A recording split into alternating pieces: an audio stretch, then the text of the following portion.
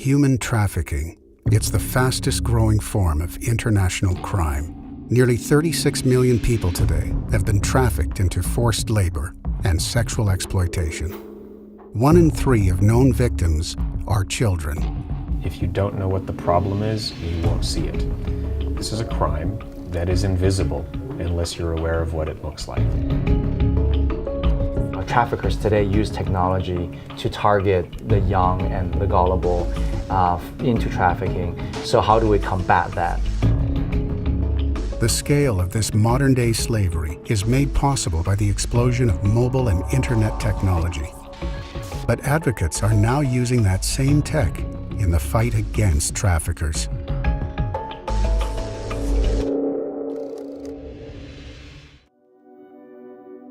Trafficking has existed forever.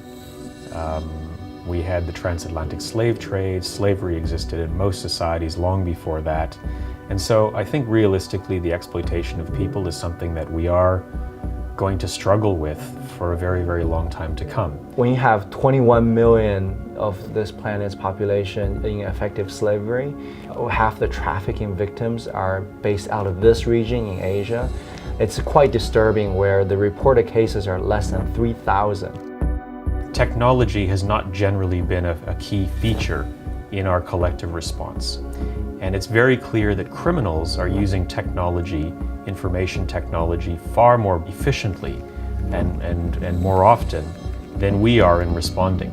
Social media, the darknet, and mobile phones have given traffickers powerful tools to recruit, advertise, and organize, as well as spread child sexual abuse materials. It's actually quite a dangerous arms race between the traffickers versus folks like ourselves in government agencies that are actually trying to do social good. This is our opportunity to use the technologies we create and emerging technologies that we think will be particularly helpful in addressing this issue. What we're really trying to do is leverage innovation in technology and supply chains for better data collection and sharing in sectors that are known for human trafficking. There are technology available now through cloud, very affordable, highly scalable technology, along with education that can go a long way to stop the tide. With vulnerable and young lives at stake, this digital arms race is heating up. Private sector companies have developed cutting-edge data tools for law enforcement agencies. We've got a number of technologies that Microsoft has invested in, and what we tend to do is try to create these as free services for either law enforcement or other organizations to use to build up and bolster their efforts in this area. One of these technologies is called PhotoDNA. It's an image matching technology used to break down a photograph into a unique mathematical fingerprint. Out of roughly 1.8 billion unique images uploaded online each day, PhotoDNA is able to use that fingerprint to find copies of child pornography images. Today, PhotoDNA is used by Interpol and social media companies to disrupt the spread of child sexual abuse materials. We have a Guardian application that we built that's in use in India.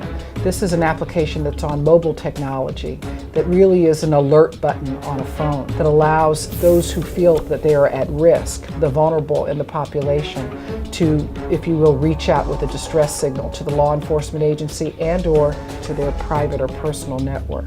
These are evolutions in our progress.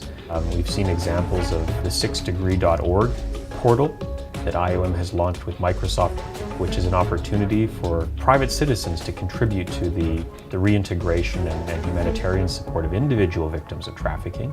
And we're hoping that will also build a movement of people behind the effort to address this problem comprehensively.